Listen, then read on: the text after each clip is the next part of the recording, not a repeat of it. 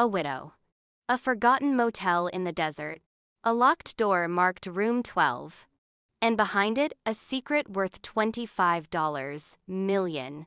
Before we begin, tell me in the comments, where are you watching from? The letter arrived on a Tuesday, 3 weeks after the funeral. Claire Morgan sat at her kitchen table, surrounded by bills she couldn't pay and sympathy cards she couldn't read. The envelope was thick, formal, with a return address she didn't recognize: Caldwell and Associates, Attorneys at Law, Reno, Nevada. She almost threw it away. Another creditor, she thought. Another reminder that David's death had left her with nothing but debt and questions. But something made her open it. Inside, a single sheet of paper, typed, precise, cold. Dear Mrs. Morgan, we regret to inform you of the passing of your husband, David Morgan. As executor of his estate, we are writing to inform you that you are the sole beneficiary of property located at 1847 Route 95, Callaway, Nevada, the Desert Rose Motel, deed and keys enclosed. Please contact our office at your earliest convenience. Claire stared at the words until they blurred. A motel. In Nevada. David had never mentioned Nevada. In 12 years of marriage, he'd never talked about owning property, investing in real estate, or anything beyond their small life in Sacramento. He'd been a teacher, quiet, steady, careful with money. They'd talked about everything. Or so she thought. She unfolded the second page, a deed signed and notarized, dated 6 months before his death. Her hands trembled. 6 months. He'd bought a motel and never told her. Why? The drive took 8 hours. Claire left before dawn, the city lights fading behind her as the highway stretched into emptiness. The landscape changed, slowly green, giving way to brown, then to nothing but dust and sky. By the time she crossed into Nevada, the world had been reduced to heat, silence, and the endless hum of tires on asphalt. She pulled over once at a gas station that looked abandoned until an old man shuffled out from the back. Headed to Callaway? He asked, squinting at her through the haze. How did you know? He shrugged. Ain't nothing else out that way. What's it like? Used to be a town, now it's just a place people pass through, or hide. She didn't ask what he meant. Callaway appeared like a mirage. One moment, the road was empty. The next, a cluster of low buildings shimmered in the distance, wavering in the heat. A gas station.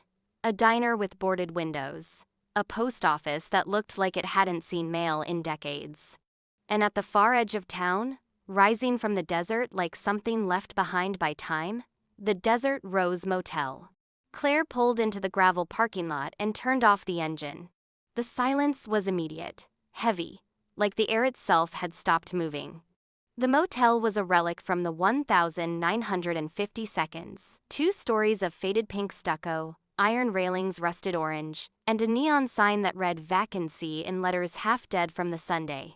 40 rooms, she counted, maybe more. All of them dark. She stepped out of the car, and the heat hit her like a wall. The air smelled of dust and creosote, and something else, something old and forgotten. She walked slowly toward the office, her shoes crunching on gravel. The door was unlocked. Inside, the air was cooler but stale, thick with the scent of old carpet and cigarette smoke. A wooden counter stretched across the room, covered in a layer of dust so thick it looked like snow. Behind it, a wall of keys hung on numbered hooks.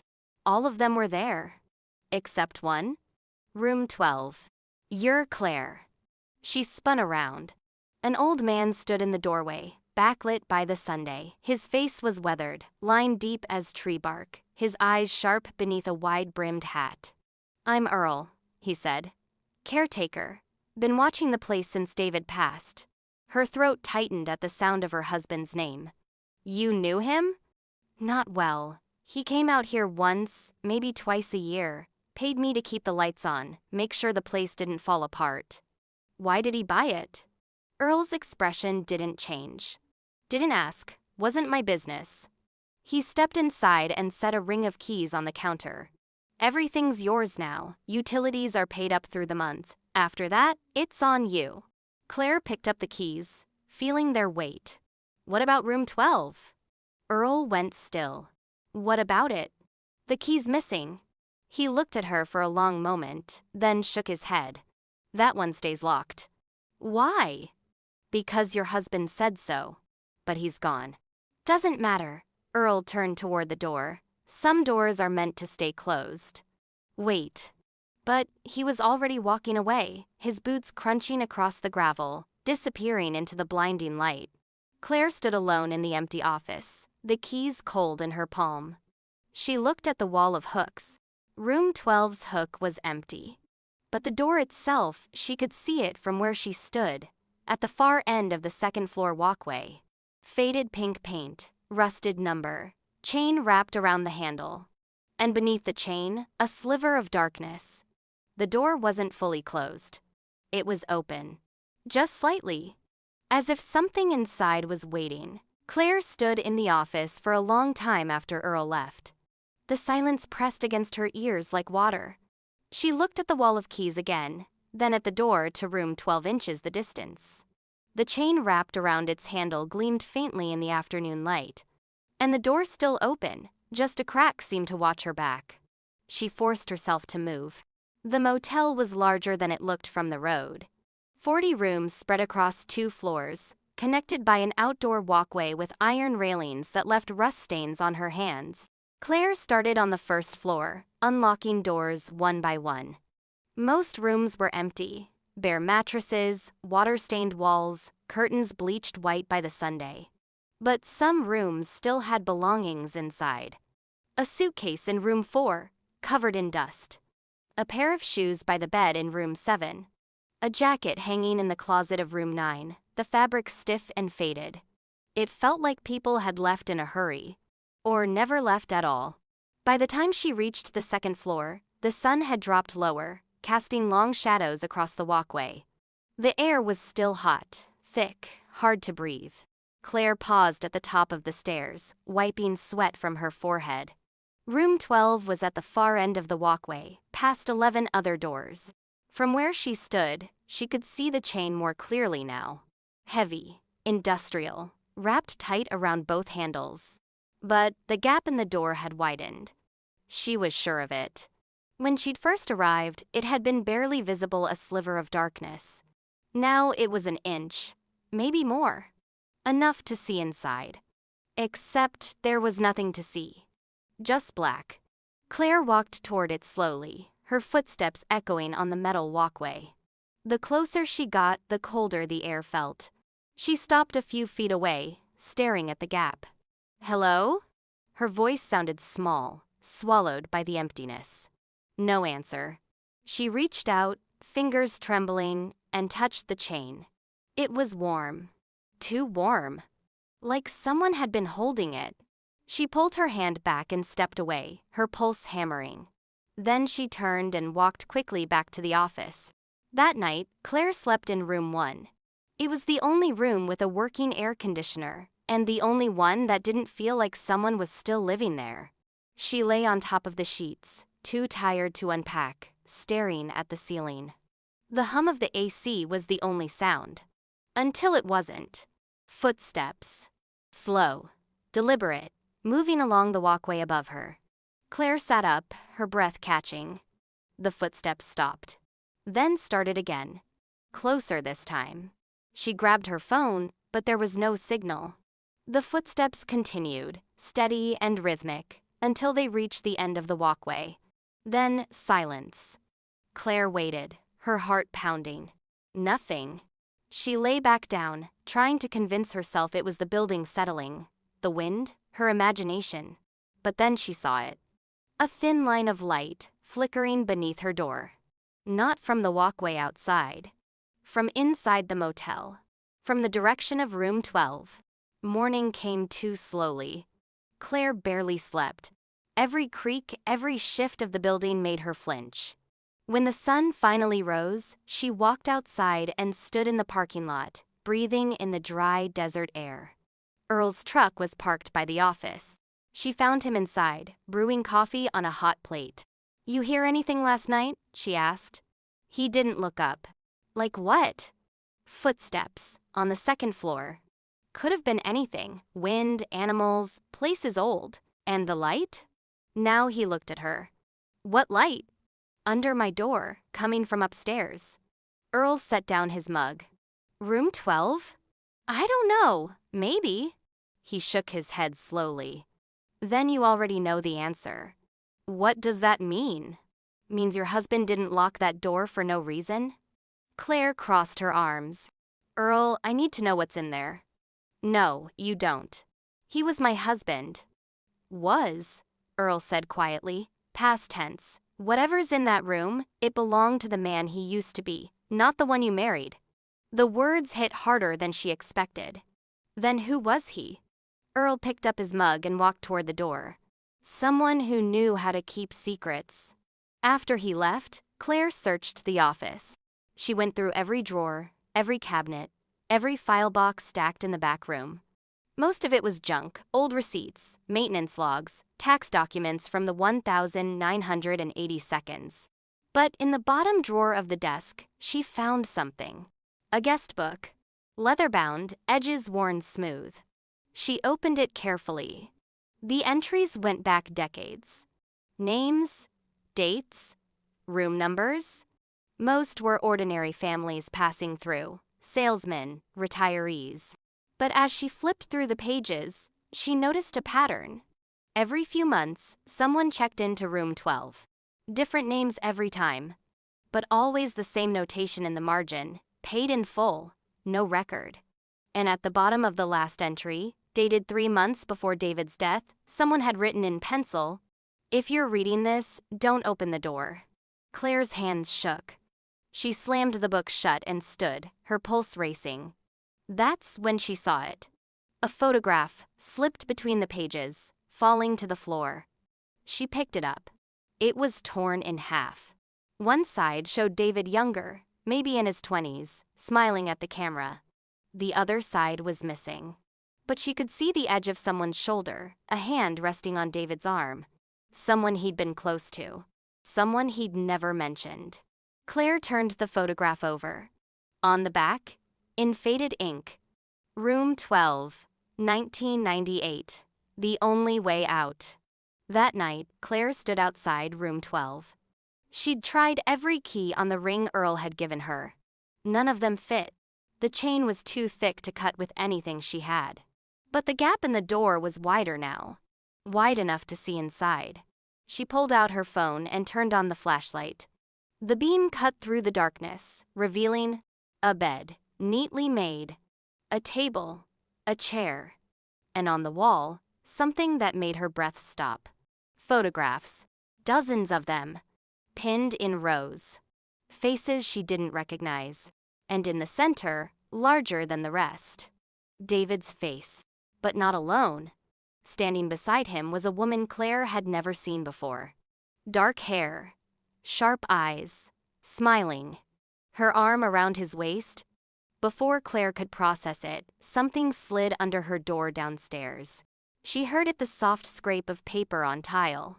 She ran down the stairs, her hands shaking. On the floor of room 1 lay another torn photograph. The other half. David's face. And the woman beside him, smiling, alive. On the back, in the same faded ink, "She's still waiting." Claire didn't sleep after finding the photograph. She sat on the edge of the bed in room 1, staring at the two halves laid side by side. David's face, the woman's face. She's still waiting. Waiting for what? Or worse, waiting where? Morning came slowly, the desert sun turning the sky from black to bruised purple to pale gold. Claire stood outside, breathing in the dry air, trying to clear her head. She needed answers, and the only place to find them was inside the motel itself. She spent the day going through every room again, this time searching for anything David might have left behind. In room 3, she found a stack of old newspapers, yellowed and brittle, all dated from the late 1990s. Headlines about missing persons, unsolved disappearances, witnesses who vanished before trials. In room 8, a box of Polaroids, faces she didn't recognize, people standing in front of the motel, smiling, relieved. Some had dates written on the back, others just initials. And in room 15, tucked beneath a loose floorboard, she found a notebook. Handwritten, careful, detailed. Pages and pages of names, dates, destinations, all in David's handwriting. Claire sat on the dusty floor and read. Each entry was the same: a name, a date of arrival, a room number, always, room 12, and a final destination marked only by coordinates. No explanations, no context. Just records of people passing through.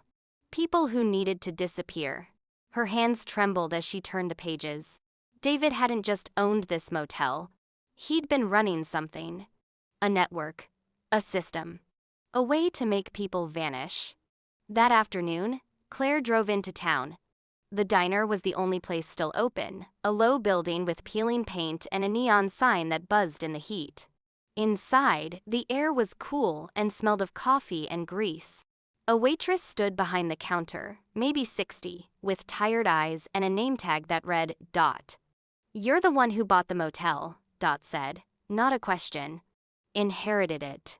"Same thing." Dot poured coffee without asking. "You staying?" "I don't know yet."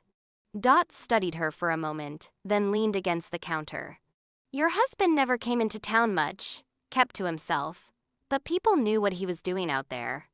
Claire's pulse quickened. What was he doing? Helping people no one else would help. What kind of people? Dot wiped down the counter slowly, choosing her words. The kind who couldn't go to the cops. The kind who needed to disappear before someone made them disappear permanent. Claire's throat tightened. Like witness protection? Something like that, but off the books. No government, no paper trail. Just your husband and that motel. How long was he doing this? Long as I've been here. 20 years, maybe more. Claire stared at her coffee, her mind spinning. Did you ever see anyone staying in room 12? Dot's expression shifted. That room's different. Different? How? People who went into room 12 didn't just disappear for a while. They disappeared forever. The words hung in the air. Claire set down her cup. There was a woman, dark hair, in her 30s maybe. She was with David in a photograph. Dot's face went pale. You saw her picture? Yes. Who is she? Dot looked toward the window, then back at Claire. Her name was Elena. She came through here about 15 years ago, scared out of her mind, said someone was hunting her. Your husband put her in room 12. And she never came out. Claire's stomach dropped. What do you mean? I mean, she went into that room, and nobody ever saw her again. Not David, not Earl, nobody. Did anyone look for her? Your husband said she'd moved on, that she was safe. But people talk. Some say she's still in there. That's impossible. Dot shrugged. Maybe, but Earl won't go near that door, and neither will anyone else who knows the story. Claire drove back to the motel in silence, Dot's words replaying in her mind. She never came out. People say she's still in there. It was insane. But so was everything else. When she pulled into the parking lot, the sun was already sinking, casting long shadows across the pink stucco walls. The motel looked different in the fading light. Less abandoned. More watchful. Claire climbed the stairs to the second floor, her footsteps echoing on the metal walkway. Room 12's door was still chained. Still open, just a crack. But now, standing closer, she could hear something. A sound. Faint, rhythmic. Breathing. Claire's heart hammered. She leaned closer, pressing her ear to the gap. The sound stopped. Then, from inside the room, a voice. Soft. Female. Broken. He promised he'd come back for it. Claire stumbled backward, her breath catching. The voice came again, quieter now. He promised. Claire's hands shook as she fumbled for her phone. No signal. She looked at the door, then at the chain. The gap had widened again. Now it was large enough to see more of the room inside. The bed, the table, the photographs on the wall. And in the corner, barely visible in the shadows, a figure, sitting. Still, watching. Claire ran. She didn't stop until she reached room 1, slamming the door behind her and locking it. Her pulse thundered in her ears. She sat on the bed, trying to breathe, trying to think. Someone was in room 12. Or something. She didn't know which was worse. Her phone buzzed. She looked down. A text. From an unknown number. "Stop looking, or you'll end up like her." Claire stared at the screen, her blood running cold. Then another text. "Room 12 isn't a room. It's a grave." Claire didn't leave room 1 that night. She sat with her back against the door, phone in hand, staring at the threatening texts. "Stop looking. Room 12 isn't a room. It's a grave." Her mind wouldn't stop spinning. Someone was watching her. Someone knew she'd been asking questions. And someone wanted her to stop. But she couldn't. Not now. Not after hearing that voice. He promised he'd come back for it. At dawn, Claire forced herself to move. She walked to the office, her legs shaking, and began searching again. This time, she wasn't looking for guest logs or photographs. She was looking for David's secrets. The office was small, cluttered with decades of paperwork. But in the back, behind a filing cabinet, she found a panel in the wall. Loose, hidden, she pried it open with a screwdriver. Behind it was a metal lockbox. No key. She carried it outside and smashed the lock with a rock. Inside were files. Dozens of them. Each one labeled with a name, a date, and a destination. Witness protection placements. Falsified identities. Encrypted coordinates. David hadn't just been helping people disappear. He'd been creating new lives for them. But one file was different. Thicker. Worn at the edges. Marked in red ink, Room 12, Final. Claire's hands trembled as she opened it. Inside was a handwritten note, folded around a small brass key. The note was in David's handwriting. "Claire, if you're reading this, I didn't make it. I'm sorry for everything I kept from you. I thought I was protecting you. I was wrong. The truth is in the safety deposit box. Bank of Nevada, Reno, Box 447. Forgive me. The key will explain everything." Claire stared at the note, tears burning her eyes. Then she looked at the key. Small, brass, stamped with a number. 447. The drive to Reno took 3 hours. Claire didn't stop. Didn't eat. Didn't think about anything except the key in her pocket and the questions burning through her mind. The Bank of Nevada was a squat building on the edge of downtown, its windows tinted dark against the desert Sunday. Inside, the air was cold, sterile. A clerk led her to a private room and brought the box. Claire sat alone, staring at it. Her hands shook as she turned the key. The lock clicked. She lifted the lid. Inside was a leather journal, a stack of documents, and a folded map. Claire opened the journal first. The first page was dated 15 years ago. David's handwriting filled every line. "I witnessed something I wasn't supposed to see. A theft. $25 million in bearer bonds, stolen from a federal evidence locker by people who were supposed to be protecting it. Agents. Officials. People with badges and power. They saw me. I ran.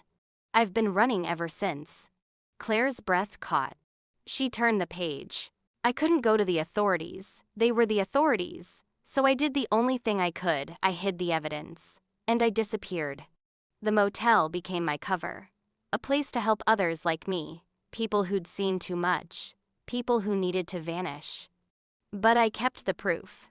In case I ever got the chance to use it. It's in room 12. Claire's pulse hammered. She flipped through the rest of the journal. Names. Dates. Detailed accounts of corruption, bribery, conspiracy. A list of officials still in power. People who would kill to keep this buried. And at the back of the journal, a map. Hand-drawn. Precise. Showing the layout of the motel. With an X marked inside, room 12. Beneath it, David had written, "The bonds are there, hidden, safe. If something happens to me, use them to finish what I started." Claire closed the journal. her hands trembling. David hadn't been running a protection network out of kindness. He'd been hiding from the people he'd exposed. And now, they were after her. She drove back to the motel in silence, the journal heavy in her lap. The sun was setting by the time she arrived, painting the desert in shades of orange and red. The motel looked different now. Not abandoned. Waiting. Claire climbed the stairs to the second floor, her heart pounding. Room 12's door was still chained. Still cracked open. But as she approached, she froze. The chain was on the ground. Cut. The door stood wide open. Claire's breath caught. She stepped forward slowly, her pulse thundering in her ears. Inside, the room was pristine. The bed was made. The floor was clean. The photographs on the wall were gone. And on the bed, in the center, sat a briefcase. Black. Leather. Unmarked.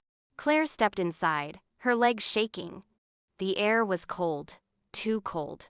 She reached for the briefcase. Her fingers brushed the leather. Then she heard it. A voice. Behind her. "You shouldn't have come back." Claire spun around. A man stood in the doorway. Tall, mid-50s, gray suit, cold eyes. He held a gun. "Mrs. Morgan," he said calmly, "we need to talk about what your husband stole." Claire didn't move. The man in the doorway stepped closer, the gun steady in his hand. "Put your hands where I can see them." She raised them slowly, her breath shallow. "Who are you?" "Someone who's been looking for that briefcase for a very long time." He gestured toward the bed. "Open it." Claire's hands shook as she reached for the briefcase. The latches clicked. She lifted the lid. Inside, stacked in neat bundles, were bearer bonds. Dozens of them. Each one marked with a serial number, a face value, a government seal. She didn't need to count them to know what they were worth. $25 million. Maybe more. Beneath the bonds lay a folder. Thick. Official. Stamped with federal seals. Claire pulled it out carefully. Inside were documents, bank records, wire transfers, names and dates spanning 2 decades. A money laundering scheme. Politicians. Federal agents. Organized crime.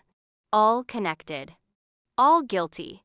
And at the bottom of the folder, a list of names.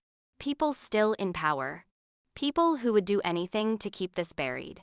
The man stepped closer, his eyes on the bonds. "Your husband was smarter than we thought. He hid it well." "Who are you?" Claire asked again, her voice stronger now. "Someone who works for the people on that list." "You killed him." The man's expression didn't change. "Your husband killed himself the moment he decided to steal from us." Claire's hands clenched. "He didn't steal. He witnessed a crime and tried to expose it." "Same thing." The man reached for the briefcase. "Now step back." Claire didn't move. "If you take this, nothing changes. They stay in power. David died for nothing. David died because he was stupid. Don't make the same mistake." He grabbed the briefcase.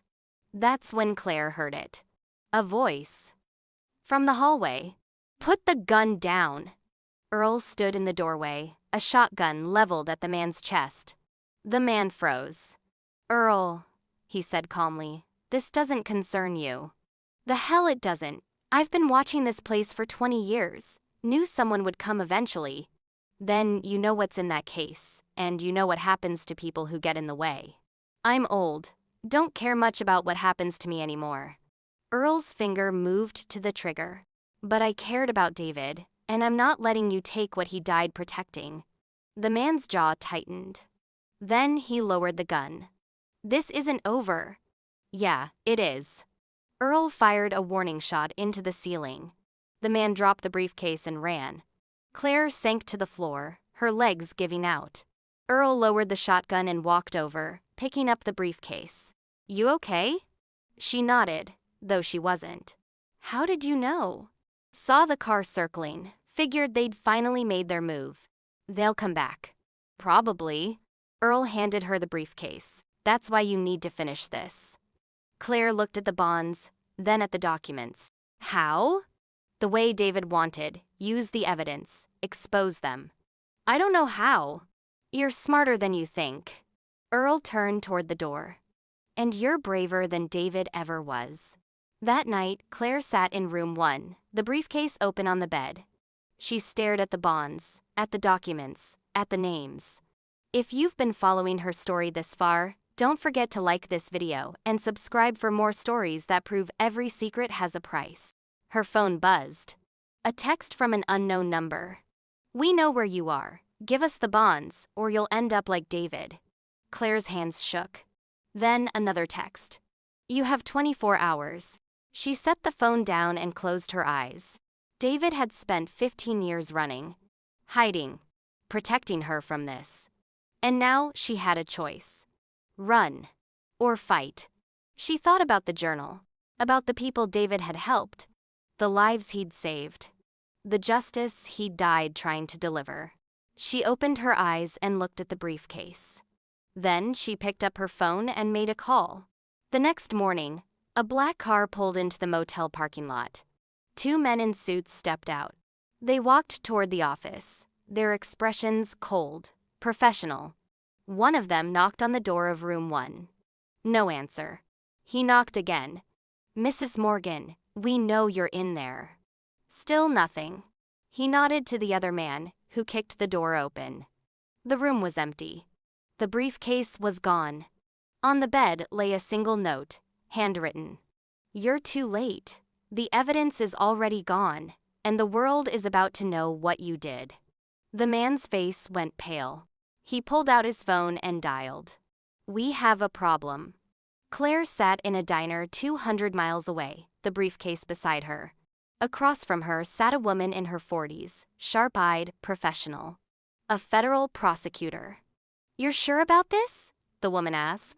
Claire nodded. David spent 15 years protecting this. I'm not letting it die with him. The prosecutor opened the briefcase and examined the bonds, the documents. Her expression shifted. This is extraordinary. If this is authentic, it could bring down a dozen officials, maybe more. It's authentic.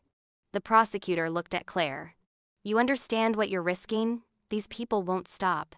They'll come after you. They already have. And you're still willing to go forward? Claire thought about David. About room 12. About the voice that had whispered through the walls. He promised he'd come back for it. She looked at the prosecutor. Yes. The safe house was a motel room in a town Claire had never heard of. Cheap carpet, thin walls. A window that overlooked a parking lot full of cars that had seen better days.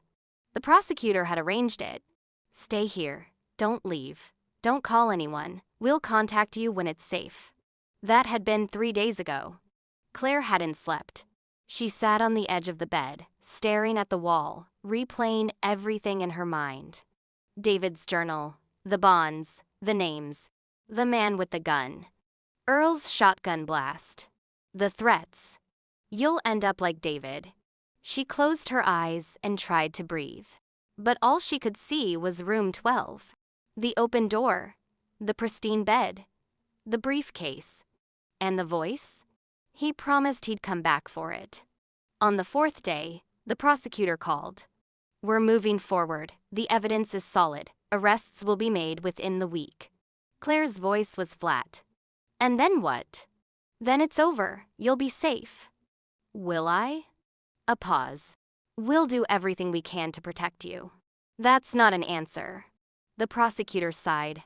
Mrs. Morgan, I understand this is difficult, but you did the right thing. Claire hung up. She sat in the silence, the phone heavy in her hand. The right thing. David had done the right thing, and it had gotten him killed. Now she'd done the right thing. And she was sitting in a motel room, alone, terrified, waiting for someone to decide whether she lived or died. That night, Claire couldn't take it anymore. She left the motel and drove. No destination, no plan. Just driving. The desert stretched endlessly on both sides of the highway, dark and silent under a sky full of stars. She drove until she saw the sign. Callaway, 5 miles. Her hands tightened on the wheel. She shouldn't go back. The prosecutor had told her to stay away. But something pulled her forward. A need to see it one more time. The place where everything had started and ended. The Desert Rose Motel looked different in the moonlight. Less abandoned, more like a ghost. Claire parked in the empty lot and stepped out. The air was cold, the wind sharp. She walked slowly toward the office, her footsteps crunching on gravel. The door was unlocked. Inside, everything was the same. Dust on the counter, keys on the wall. Room 12's hook still empty. She climbed the stairs to the second floor. The door to room 12 was closed now. No chain, no gap. Just a door. Claire stood in front of it, her heart pounding. She reached for the handle. It turned. The door opened. Inside, the room was dark. Claire stepped in slowly, her breath shallow. The bed was still made, the walls were still bare. But on the nightstand, something caught the moonlight. A photograph. Claire picked it up. It was the same one she'd found torn in half. But now it was whole. David and the woman Elena standing together, smiling. And on the back, in David's handwriting, "She was the first one I saved, the one who made me believe I could do this. If you're reading this, it means you found the truth. Finish what I started. For her. For all of them." Claire's hands trembled. She turned the photograph over again, looking at Elena's face. The woman who had disappeared into room 12 15 years ago. The woman whose voice Claire had heard. He promised he'd come back for it. But David hadn't come back. And Elena. Claire's breath caught. She looked around the room. Then she saw it. A loose floorboard, barely visible in the corner. She knelt and pried it up. Beneath it was a small space. And inside, a box. Wooden, old, locked. Claire's pulse quickened. She searched the room until she found a key taped beneath the nightstand. It fit. The box opened. Inside was a letter. Addressed to David. In Elena's handwriting, "David, if you're reading this, I made it out. I'm safe. Thank you for giving me a second chance at life. I'll never forget what you did. The bonds are my gift to you. Use them to help others the way you helped me. And if something happens, make sure the truth comes out. You're a good man. Don't ever forget that. Elena." Claire read the letter twice, tears streaming down her face. Elena hadn't died in room 12. She'd escaped. And she'd left David the bonds evidence she'd stolen from the people who'd tried to kill her. Evidence David had protected for 15 years. If you've been following her story this far, don't forget to like this video and subscribe for more stories that remind us that even the smallest act of courage can change everything. Claire folded the letter carefully and placed it back in the box. Then she stood and looked around the room one last time. David hadn't failed. He'd saved Elena. And dozens of others. He'd kept the truth alive.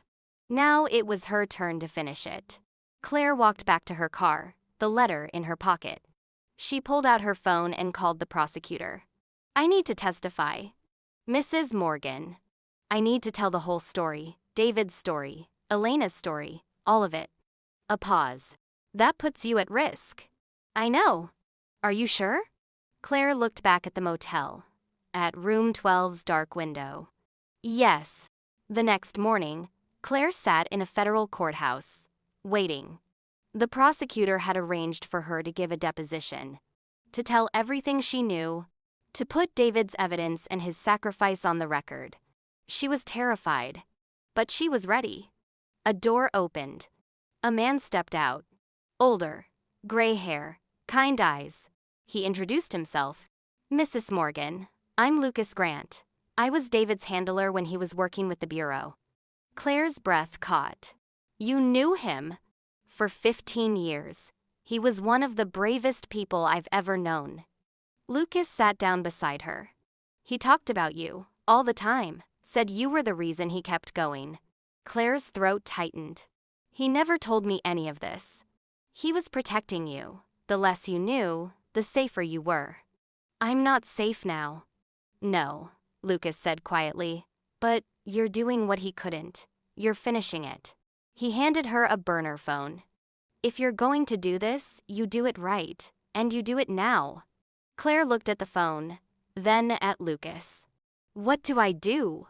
You make the call, to the media, to the people. You tell David's story, and you make sure the world knows the truth. Claire's hands shook. And then? Lucas smiled faintly. Then, you live, the way David always wanted you to. Claire took the phone. And she made the call. The story broke 3 days later. Claire watched it unfold from a safe house 200 miles away, the television flickering in the dim light. Federal officials arrested in $25 million corruption scandal. Whistleblower evidence exposes decades-old money laundering scheme. Bearer bonds recovered from Nevada motel lead to multiple indictments. Her hands trembled as she watched agents in tactical gear leading men in suits out of government buildings. Names she recognized from David's journal. Faces she'd seen in the documents. All of them arrested. All of them exposed. The prosecutor called. It's done. The arrests are being processed. You're safe now. Claire didn't feel safe. She felt hollow. What about David? A pause. The investigation confirms what we suspected. His death wasn't an accident. It was arranged by the people we just arrested. Claire's breath caught. They killed him?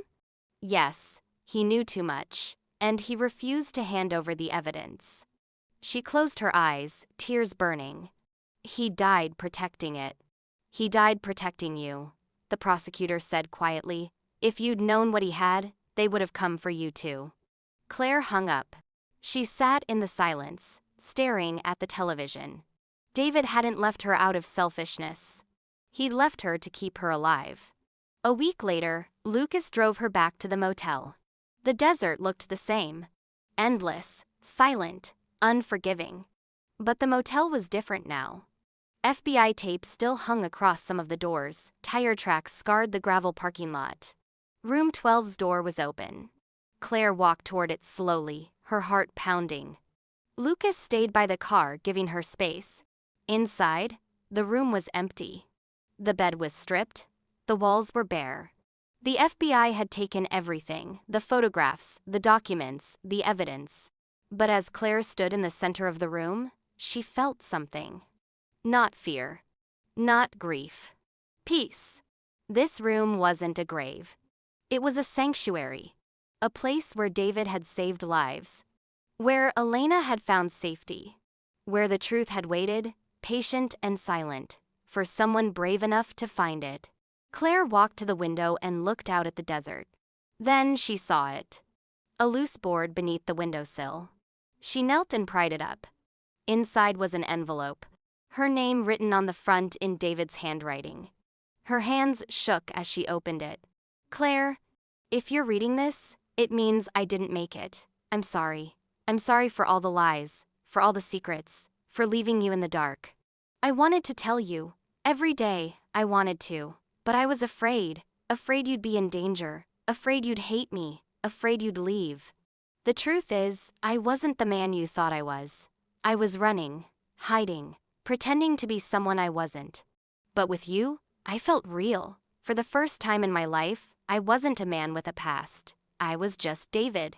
Your David. I built this place to help people who were running, just like me, people who needed a second chance. And every time I saved someone, I thought maybe I could save myself too. But I couldn't. The past always catches up.